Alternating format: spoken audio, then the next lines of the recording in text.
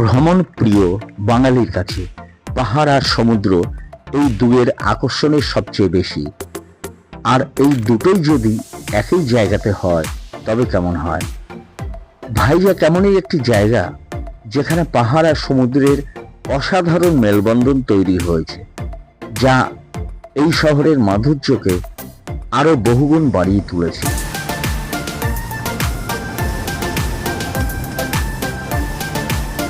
শুধু পাহাড় আর সমুদ্রই নয়, তার সাথে আছে চুনাপাথরের তৈরি প্রাকৃতিক গুহা,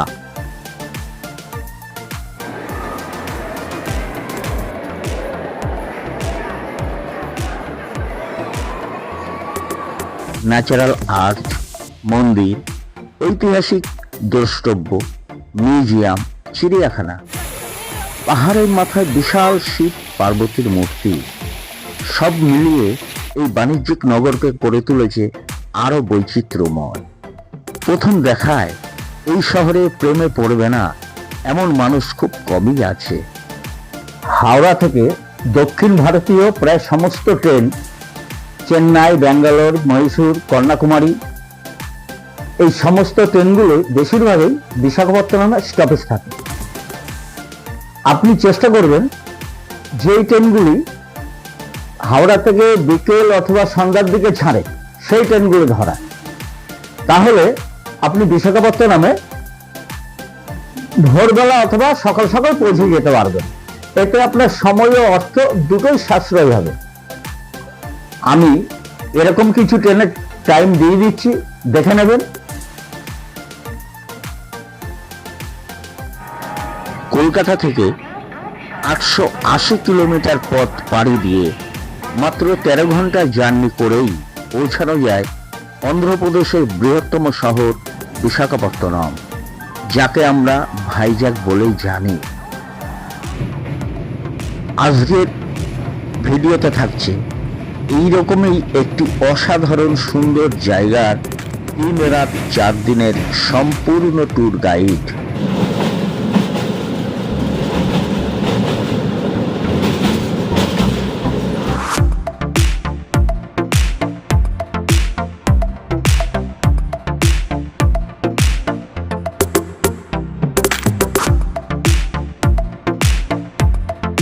অবশেষে প্রায় 13 ঘন্টা ট্রেন জার্নি করে আমরা ভাইজাগ এসে পৌঁছালাম।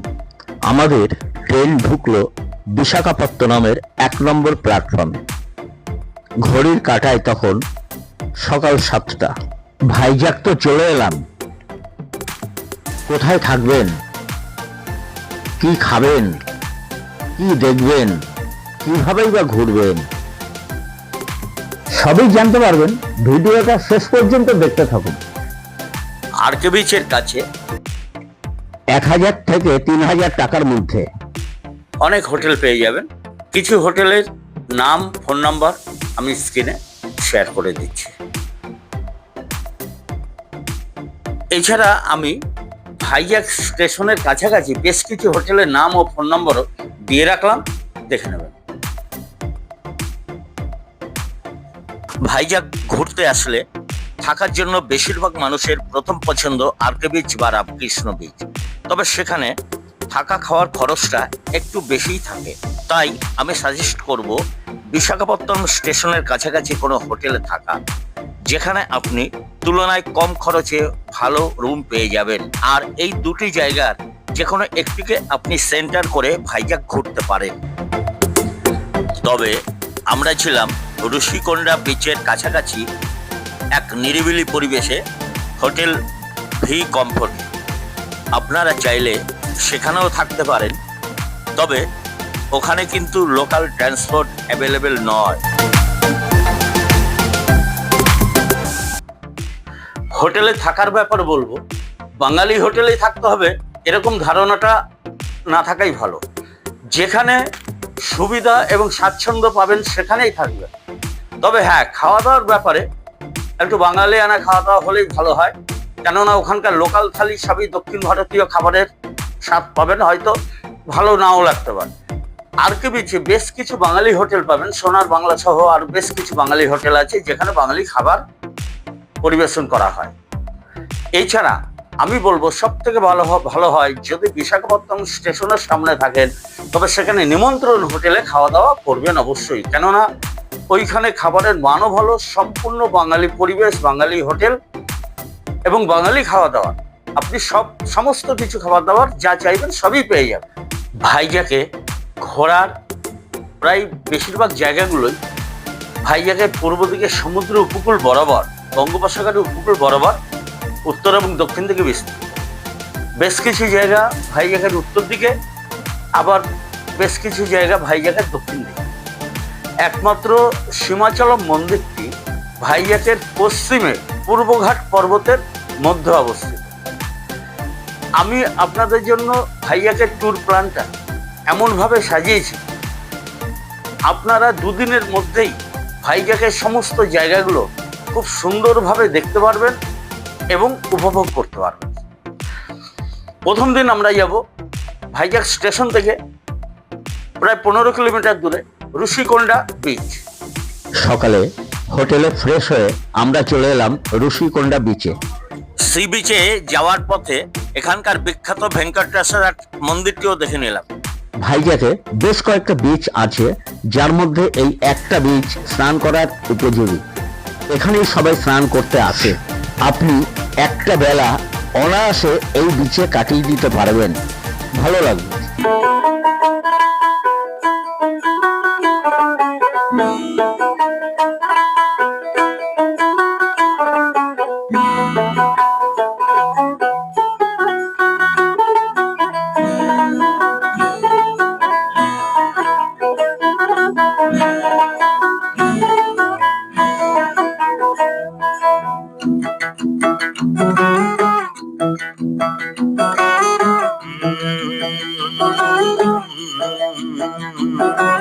कागज के दो पंख लेके उड़ा चला जाए रे, जहाँ नहीं जाना था ये वहीं चला हाय रे। उम्र का ये ताना बाना समझ न पाए रे, जुबां पे जो मोह माया नमक लगाए रे, के देखे न भाले न जाने न दाए रे। দিশাহারা কেমন বোকা মনটা রে।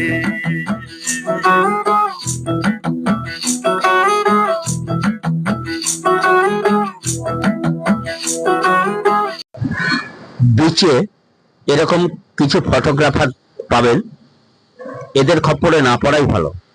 এরা আপনাকে কোনো ফটো বা ছবি দেবে না, জাস্ট ওদের ক্যামেরায় ছবি তুলে আপনার ফোনে সেন্ড করে দেবে, যা আপনার নিজস্ব ক্যামেরা বা মোবাইল দিয়েই তুলতে পারেন।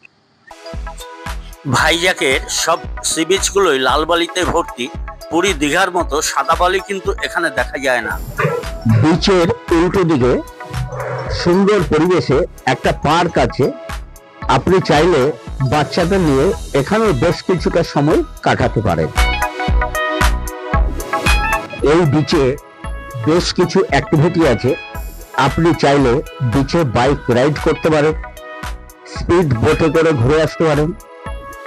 স্পিড বোটে পার হেড 250 টাকা করে 5 মিনিট ঘুরে আসতে পারবেন। সাহস থাকলে আপনি প্যারাগ্লাইডিং এর মতো এই গেমটাতেও মজা নিতে পারেন।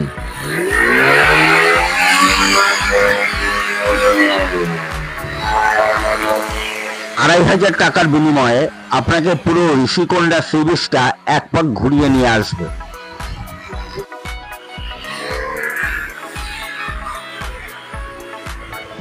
বিচের পাড়ে অনেক দোকান আছে, যেখান থেকে আপনি খাওয়া দাওয়া বা কেনাকাটা করতে পারেন।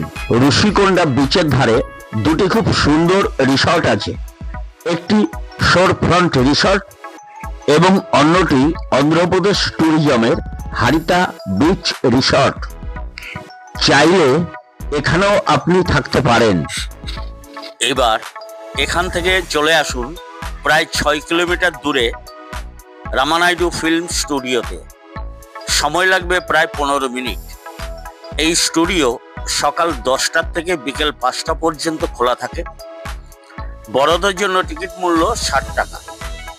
সাধারণত দক্ষিণের সিনেমা ও সিরিয়ালের শুটিং হয় এখানে।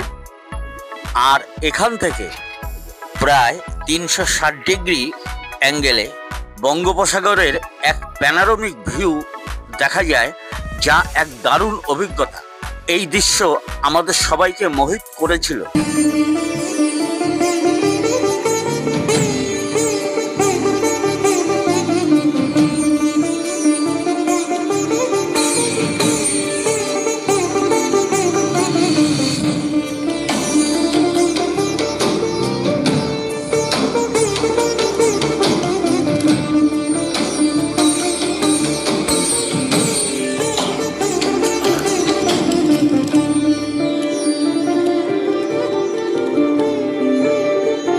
এখানে শুটিং এর জন্য বিভিন্ন সেট তৈরি করে রাখা হয়েছে।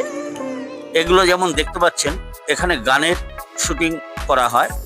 এছাড়া পার্ক, পুলিশ স্টেশন, হসপিটাল ইত্যাদি বিভিন্ন রকম সেট তৈরি করা আছে যেখানে শুটিং করা হয়।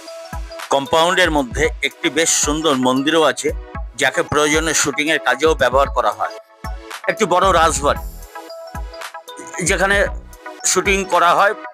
এছাড়া এর ভেতরে শুটিং এর নানান কার্যকলাপ আছে, আপনারা আসলেই দেখতে পারবেন। এটি প্রতিষ্ঠা করেছিলেন রামানাইডু, যিনি একজন বিখ্যাত চলচ্চিত্র প্রযোজক। তিনি হিন্দি ও তেলুগু সহ 13টি ভাষায় 150টিরও বেশি সিনেমা প্রযোজনা করেছিলেন, যা তাকে গিনিস বুকে ওয়ার্ল্ড রেকর্ডে স্থান করে দিয়েছে। এবার এখান থেকে সমুদ্রের পাড় ধরে প্রায় 15 কিলোমিটার দূরে চলে আসুন ভিমলি বিচ। সময় লাগবে 25 মিনিট। এখানকার নিরিবিলি পরিবেশ বেশ ভালো লাগবে আপনার। এখানে বেশ কিছুটা সময় কাটিয়ে ফিরতি পথে ভাইজ্যাকের দিকে প্রায় 10 কিলোমিটার দূরে চলে আসুন তোতলাকোন্ডা বিচ। প্রথমেই ডাবের জল খেয়ে শরীর চাঙ্গা করুন। এখানে ডাব অনেকটাই সস্তা। এছাড়া আপনি চা, কফি, ম্যাগি ইত্যাদি কিছু হালকা খাবারও খেয়ে নিতে পারেন। হাজার হাজার বছর ধরে সমুদ্র তরঙ্গের ক্ষয়ের ফলে এখানে সৃষ্টি হয়েছে একটি প্রাকৃতিক খিলান বা ন্যাচারাল আর্চ। এইরকম ভূমিরূপ ভারতবর্ষে হাতে গোনা কয়েকটি মাত্র উপকূলেই দেখতে পাওয়া যায়। এখানে বসেও আপনি বেশ কিছুটা সময় কাটিয়ে দিতে পারেন, তবে জলে নামার কোনো প্রশ্নই ওঠে না। এখান থেকে চলে আসুন মাত্র 1-1.5 কিলোমিটারের মধ্যেই তোতলাকোন্ডা বৌদ্ধ মনাস্ট্রি। একটা কথা মনে রাখবেন, এখানে কিন্তু অটো অ্যালাউ হয় না, গাড়ি আসতে পারে। অটো করে আসলে অটো পাহাড়ের নিচে মেন রোডে থাকবে, সেখান থেকে প্রায় 1 কিলোমিটার চড়াই পথে আপনাকে হেঁটে উঠে আসতে হবে। এটি সম্ভবত কলিঙ্গ যুগে নির্মিত। নৌবাহিনীর লোকেরা নৌঘাটি নির্মাণের জন্য সার্ভে করতে গিয়ে তাদের চোখে কিছু সন্দেহের উদ্রেক হয়। পরবর্তীতে প্রত্নতাত্ত্বিক খনন কার্যের ফলে আজকের এই রূপ বেরিয়ে এসছে। এখানে প্রত্নতাত্ত্বিক খনন কার্যের ফলে প্রায় 2000 বছরেরও পুরানো বৌদ্ধ যুগের বহু মূল্যবান নিদর্শন পাওয়া যায়। এবার এখান থেকে সোজা 16 কিলোমিটার দূরে চলে যান আরকে বিচের সাবমেরিন মিউজিয়াম। সময় লাগবে প্রায় আধ ঘন্টা। আপনি চাইলে এখানে গাড়ি ছেড়ে দিতে পারেন। এখানে টিকিট মূল্য 100 টাকা। তবে টিকিট কাটার আগে মাথায় রাখবেন, এখানে মোট 4টি মিউজিয়াম আছে। প্রত্যেকটি মিউজিয়ামে ঢোকার টিকিট মূল্য 100 টাকা।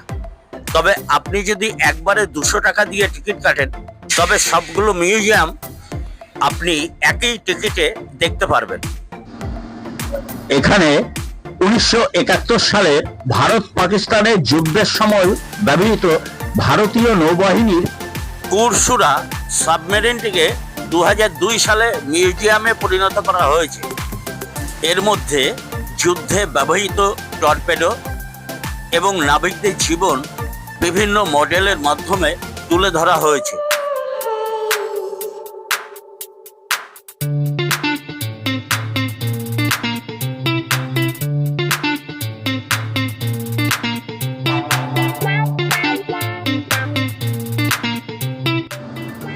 এরপর রাস্তা পার হয়ে উল্টো দিকে চলে আসুন।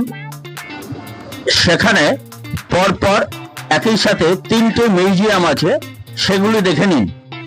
এই মিউজিয়ামগুলো সোম থেকে শনি দুপুর 2টা থেকে রাত 8:30 এবং রবিবারে 10টা থেকে 12:30 ও 2টা থেকে 8:30 এই 2 টাইম খোলা থাকে।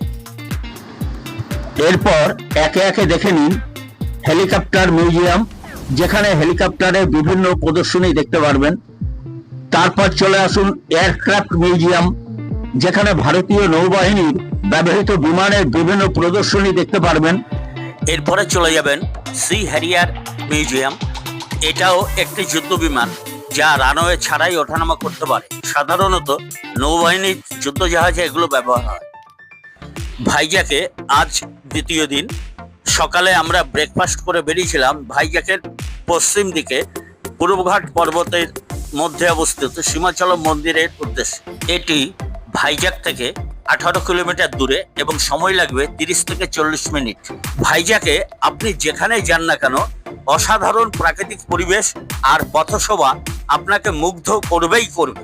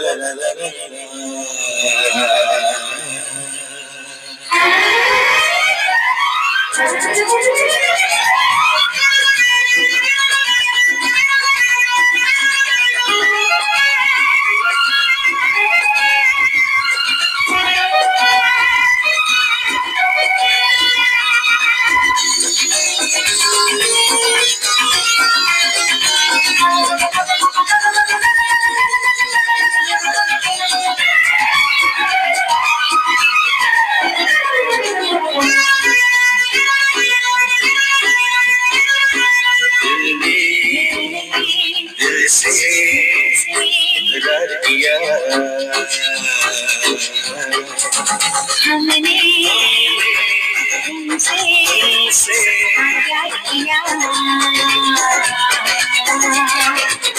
जाने मन जाने बहार आकर ले जी भर के प्यार दिल ने तुमसे प्यार किया। এখানে একটা কথা জেনে রাখা ভালো, আপনারা যদি গাড়িতে আসেন তবে কোনো সমস্যা নেই, তবে অটো করে আসলে অটো কিন্তু পাহাড়ের উপরে উঠবে না। মন্দিরের 3-4 কিলোমিটার আগে পাহাড়ের নিচে অটো ছেড়ে দিতে হবে। সেখান থেকে বাস সার্ভিস অ্যাভেলেবেল আছে, ভাড়াও কম, মাত্র 20 টাকা। তবে সময়টা নষ্ট হবে এই যা। মন্দিরে যাওয়ার আগে আরো কিছু কথা জেনে নেওয়া যাক।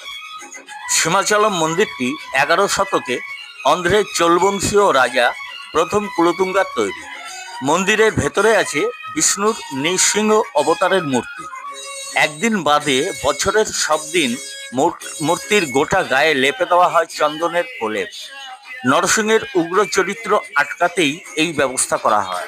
বছরে একদিন, সম্ভবত অক্ষয় তৃতীয়ার দিন, মূর্তির গা থেকে সমস্ত চন্দন ধুয়ে ফেলা হয়, আর ওই দিনেই দেবতাকে তার নিজের রূপে দেখা যায়।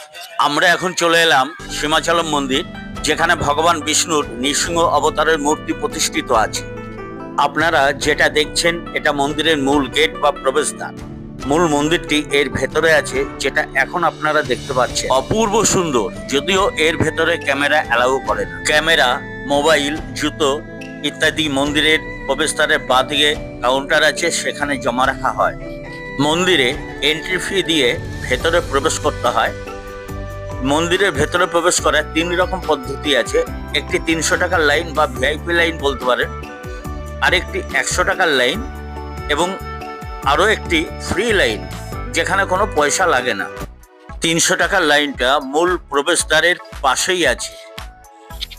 আর এর বাঁদিকে দেখুন মোবাইল ক্যামেরা রাখার কাউন্টার। তারপরে আছে 100 টাকার লাইন এবং সবার শেষে বাঁদিকে পাবেন ফ্রি লাইন। ফ্রি লাইনটাকে অনেকটা পথ ঘুরিয়ে ঘুরিয়ে নেওয়া হয়, এতে সময় অনেক বেশি লাগে। যদি আপনি সাইট সিইং এর মধ্যেই মন্দির দর্শন করতে চান, তবে আমি বলবো অবশ্যই 300 টাকার লাইনে প্রবেশ করবেন। এতে আপনি আধ ঘন্টার মধ্যেই মন্দির দর্শন করে ফিরে আসতে পারবেন। কিন্তু ফ্রি লাইনে দাঁড়ালে আপনার এক বেলায় লেগে যেতে পারে, তাতে কিন্তু আপনি সাইট সিইং এর বেশ কিছু স্পট মিস করতে পারেন। এখান থেকে চলে যান প্রায় 30 কিলোমিটার দূরে ভাইজাকের দক্ষিণ পূর্ব সমুদ্র উপকূলে ইয়ারাডা বিচ। সময় লাগবে প্রায় 1 ঘন্টা। ভাইজাকের অন্যতম সুন্দর এই সি বিচ, তবে এখানে কখনোই জলে নামবেন না, বিপদ হতে পারে।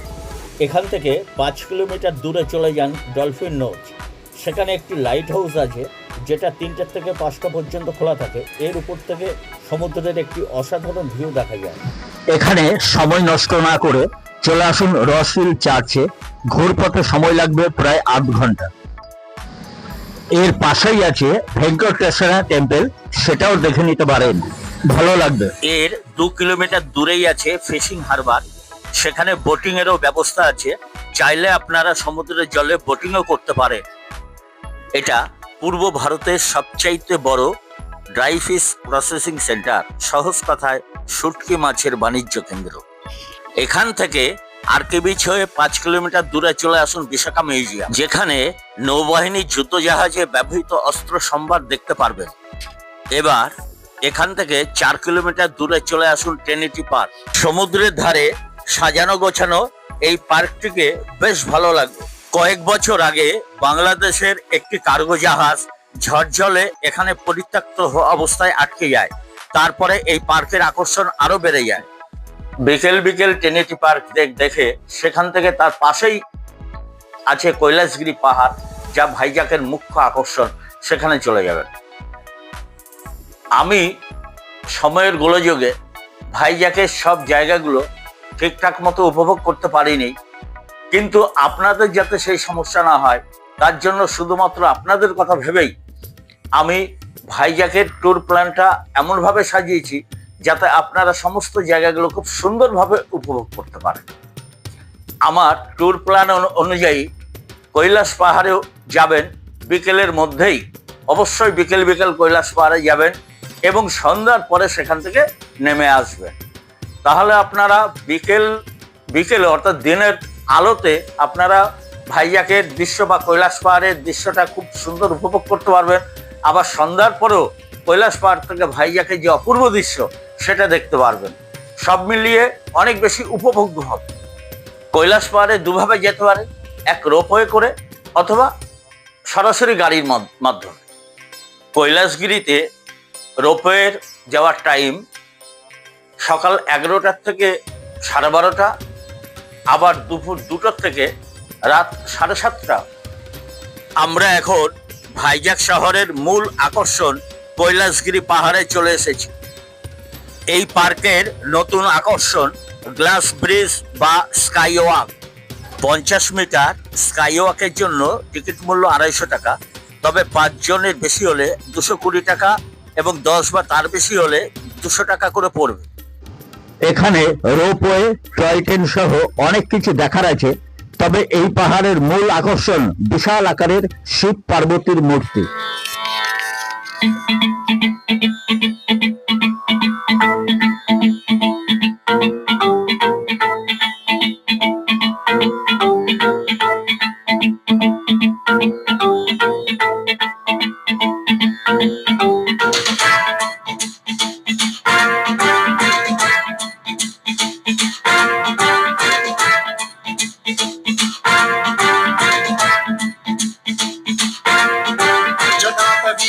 जल प्रवाह पावितस्थले कलेवलं व्यलम्बितां भुजङ्गमण्डमट्टमट्टमट्टमन्निनादवड्डमर्वयं चकार चण्डताण्डवं तनोतु नः शिव शिव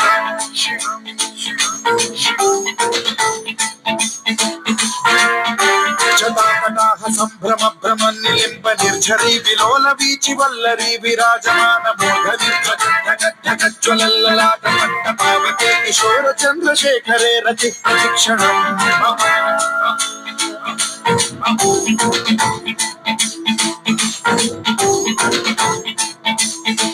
হাতে তাতে অন্তত 2 ঘন্টা সময় নিয়ে কৈলাসগিরি পাহাড়ে ঘুরতে যাবেন। আর যদি পিক সিজনে হয় তবে 3 ঘন্টা। আমাদের স্কাই ওয়াকের লাইনে দাঁড়িয়ে 2.5 ঘন্টারও বেশি সময় লেগেছিল, যার ফলে পার্কটা ঠিকমতো ঘোরাই হলো না। আপনি যদি পিক সিজনে যান তবে এটাও মাথায় রাখবেন, আপনার কাছে রিজার্ভ করা কোনো গাড়ি না থাকলে অবশ্যই রোপওয়ে বন্ধ হওয়ার আগে নেমে আসবে। এই সমস্যা আমাদের হয়েছিল, গাড়ি নেই, এদিকে রোপওয়ে বন্ধ, কোনো উপায় না থাকায় 3-4 কিলোমিটার পথ হেঁটে নেমে আসতে হয়েছিল। অন্ধকার পথে পাহাড়ের উপর থেকে ঝলমলে ভাইজ্যাকের দৃশ্য সে এক রোমাঞ্চকর অভিজ্ঞতা। তবে এই অভিজ্ঞতা সবসময় সুখকর নাও হতে পারে। তাই পার্ক বন্ধ হওয়ার আগে সময় থাকতেই পাহাড় থেকে নিচে নেমে আসুন এবং একটি গাড়ি বা অটো ধরে এখান থেকে 5 কিলোমিটার দূরে ভাইজ্যাকের প্রাণকেন্দ্র আরকে বিচের উদ্দেশ্যে রওনা দিন। বিচের উল্টো দিকেই পাবেন দক্ষিণেশ্বর মন্দিরের আদলে তৈরি ভাইজ্যাক কালী মন্দির। আরকে বিচে ঘুরতে ঘুরতে দেখে নিন মৎস্যদর্শিনী অ্যাকোরিয়াম। এখানে বিভিন্ন ধরনের সামুদ্রিক প্রাণীর খুব সুন্দর সংগ্রহ দেখতে পারবেন। এটা খোলা থাকে সকাল 9টা থেকে রাত 9টা পর্যন্ত।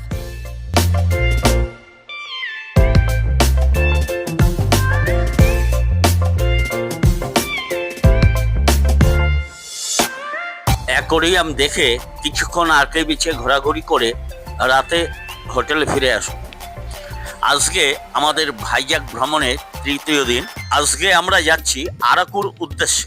ভাইজ্যাক ভ্রমণে আরাকু না থাকলে ভাইজ্যাক ভ্রমণটাই অসম্পূর্ণ থেকে যায়। ভাইজ্যাক থেকে আরাকুর দূরত্ব গাড়ি পথে 114 কিলোমিটার, সময় লাগবে 3 থেকে 4 ঘন্টা। আপনি যদি ট্রেন পথেও যান তবুও বলবো আরাকুর সব স্পটগুলো ঘোরার জন্য এবং আরাকু থেকে ভাইজ্যাক ফিরে আসার জন্য অবশ্যই একটা গাড়ি আগে থেকে ঠিক করে রাখবেন, না হলে আপনি সব স্পটগুলি দেখার জন্য যথেষ্ট সময় পাবেন না। এটা আরাকু যাওয়ার রেলপথ, অসাধারণ সুন্দর এই রেল জার্নি। তবে আপনি যদি ট্রেনে যাত্রা করতে চান তবে অবশ্যই ওপেনিং ডেটে টিকিট কাটবেন, না হলে কিন্তু টিকিট পাবেন না, আমাদের মতো গাড়িতেই যেতে হবে। আর আরাকুর মেন আকর্ষণ বরাকে বা চুনাপাথরের গুহা। এছাড়া আপনি একদিনের সফরে দেখে নিতে পারেন Galikonda view point, coffee plantation, chocolate factory, tribal museum, Padmapuram garden ইত্যাদি জায়গাগুলো। আর যদি আপনি বর্ষাকাল বা তার পরবর্তীতে যান তবে বেশ কিছু ওয়াটারফলস আছে, সেগুলি দেখতে পারেন। এটা বোরা কেবের টিকিট কাউন্টার। বাপরে বাপ, কত লোকের ভিড় এখানে! গুহার ভেতরে কি অবস্থা হবে কে জানে। যাই হোক, টিকিট মূল্য 80 টাকা, বাচ্চাদের 60 টাকা। দেখার সময় সকাল 10টার থেকে বিকেল 5টা। আমরা গিয়েছিলাম ডিসেম্বরের 22 থেকে 25 তারিখ। এই প্রসঙ্গে বলে রাখি, ভাইজ্যাক যাওয়ার সব থেকে ভালো সময় অক্টোবর থেকে মার্চ মাস পর্যন্ত। এছাড়া আপনি মনে করলে সারা বছরেই যেতে পারেন, তবে গরমকালটা বাদ দিয়ে যাওয়াই ভালো। গরমকালে এখানে বেশ গরম পড়ে। কয়েক কোটি বছর আগে প্রাগৈতিহাসিক যুগে চুনাপাথর ক্ষয়ের ফলে এই গুহা তৈরি হয়েছে। গুহার ভেতরে পর্যটকদের সুবিধার জন্য প্রচুর লাইটের ব্যবস্থা করা হয়েছে, যার ফলে গুহার সেই আদিমতা এখন আর নেই। তবুও আরাকু মেন আকর্ষণ এই বোরাকে বা বড় গুহা।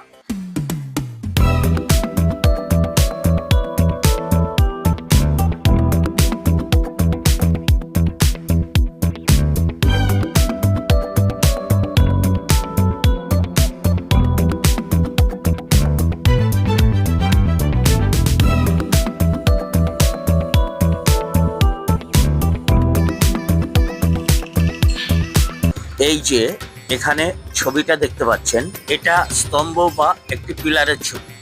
স্ট্যালাকটাইট এবং স্ট্যালাকমাইট পরস্পর মিলিত হয়ে এই স্তম্ভ বা পিলার সৃষ্টি করেছে। ভূগোল নিয়ে যারা পড়াশোনা করেছেন তারা এটা বুঝতে পারবেন।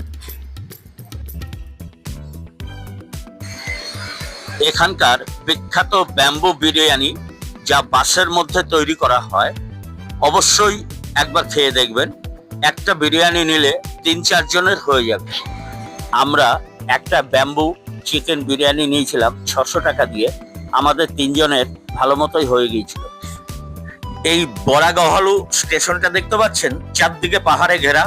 আরাকু স্টেশনটাও তাই। বরাগহলু স্টেশনের কাছেই বিখ্যাত বোরা কেভ বা চুনাপাথরের গুহা। আর এই বোরাগহলু বা বোরা কেভের দূরত্ব ভাইজ্যাক থেকে প্রায় 90 কিলোমিটার। আর এই বোরাগহলু থেকে আরাকুর দূরত্ব আরো 30 কিলোমিটার। বোরা কেভ থেকে আরাকু এই পথটা যেহেতু পুরোটাই পাহাড়ের উপরে, তাই এই পথের সৌন্দর্যই আলাদা। আর শীতকালে কিন্তু এখানে বেশ ঠান্ডা পড়ে। বোরা কেভ থেকে বা বোরাগহলু থেকে আরাকু যাবার পথে রাস্তার দুধারেই এই আরাকুর সব দর্শনীয় স্পটগুলি আছে। তবে আরাকুর সব জায়গাগুলো ভালোভাবে দেখতে গেলে আপনাকে আরাকুতে একদিন স্টে করতেই হবে। আরাকু থেকে ফিরে এসে আমরা ভাইজ্যাক স্টেশনের সামনে এসএসজি রেসিডেন্সিতে একদিনের জন্য ছিলাম। ঘর যথেষ্ট ভালোই ছিল। পিক সিজনে আমাদের ভাড়া নিয়েছিল 1,500 টাকা। আর খাওয়া দাওয়া করেছিলাম পাশের বাঙালি নিমন্ত্রণ হোটেলে। আপনারাও তাই করতে পারেন। এর কাছাকাছি কোনো একটা হোটেলে থাকলেন আর খাওয়া দাওয়াটা নিমন্ত্রণ হোটেলে করে নিলেন, ওটাই ভালো হবে। আরাকু ঘুরে আসার পরের দিন যদি আপনাদের হাতে সময় থাকে, আপনাদের ট্রেন যদি বিশাখাপত্তনম থেকে বিকেল বা রাতের দিকে থাকে, তবে আপনারা বিশাখাপত্তনমে যেই জায়গাগুলো বাদ গেছে মনে হবে সেগুলো ঘুরে দেখে নিতে পারেন। যেমন বিশাখাপত্তনম জু দেখতে পারেন। আমি দুদিনের প্রোগ্রামে ভাইজ্যাকের জু ধরিনি। এছাড়া যদি মনে হয় ঋষিকোন্ডা বিচে একটা দিন অনেকটা বেশি সময় দিয়ে স্নান টান করবেন, তাও করে নিতে পারেন। বা যদি কোনো মিউজিয়াম সময়ের অভাবে দেখতে না পান, সেটাও দেখে নিতে পারেন। তবে হ্যাঁ, আর একটা গুরুত্বপূর্ণ কথা, কিছু ভিডিও দেখে যদি আপনি ভাবেন ভাইজ্যাক খুব কম খরচে ঘুরে আসবেন, তবে কিন্তু আপনি ভুল করবেন। ভাইজ্যাক কিন্তু কম খরচের জায়গা না। এখানে সমস্ত কিছুর দাম, বিশেষ করে খাবার দাবার, যথেষ্টই বেশি। এছাড়া আপনি যেখানেই দেখতে যাবেন সেখানেই আপনার টিকিট কেটে প্রবেশ করতে হবে। তবে হ্যাঁ, প্রচুর খরচ হবে এরকম নয়, তবে একবারে কম খরচে ঘুরে চলে আসবেন সেই ধারণাটা না থাকাই ভালো। আপনি যদি আমার এই ট্যুর প্ল্যান অনুযায়ী ফুল সিজনে ভাইজ্যাক ঘুরতে যান, তবে আপনার পার হেড খরচ পড়বে আপনার স্বাচ্ছন্দ্য অনুযায়ী 7 থেকে 10,000 টাকা। আর যদি অফ সিজনে যান, তবে সেই খরচটাই নেমে আসবে 6 থেকে 7,000 টাকা। অক্টোবর মাস থেকে এখানে ফুল সিজন শুরু হয়। আর সাধারণত কোনো উৎসব না থাকলে গরমকালটাই এখানে অফ সিজন থাকে। এবার আমাদের ফেরার পালা। ভাইজ্যাককে বিদায় জানিয়ে আমরা বাড়ির উদ্দেশ্যে রওনা দিলাম।